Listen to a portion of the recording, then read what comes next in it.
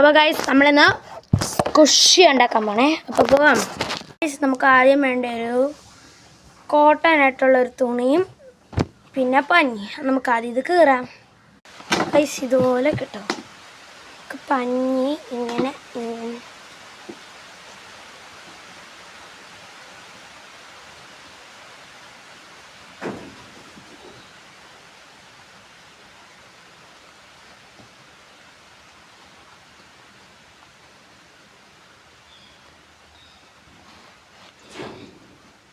നമുക്ക് ഒട്ടിക്കച്ച് ഇതുപോലെ ഒട്ടിച്ച് വെക്കണം. അതിന് നമുക്കിവിടെ വരയ്ക്കാം.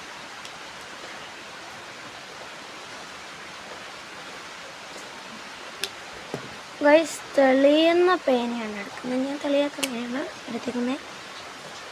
നമുക്ക് ബ്ലൂ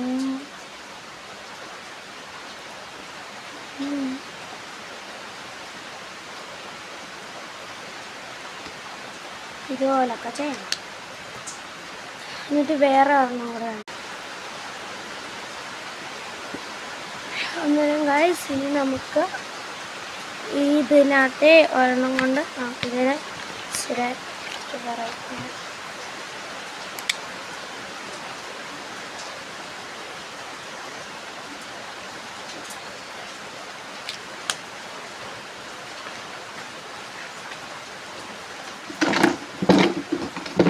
ഗൈസ് നമുക്ക് ഇത് കണ്ടോ ചേർക്കണത് കാണണം.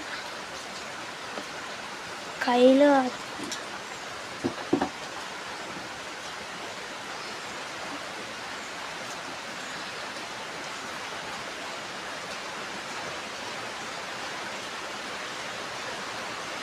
നമുക്കൊരു സാധനത്തിൻ്റെയും വേണ്ട. ടേപ്പും കോട്ടൺ തുണിയും ഉണ്ട് ഇങ്ങനത്തെ.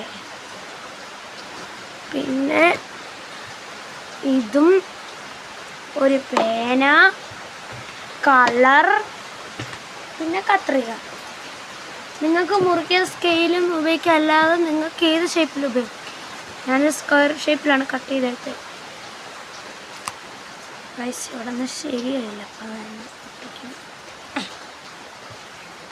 കറക്റ്റ് റൗണ്ട് വേണമെന്നില്ല.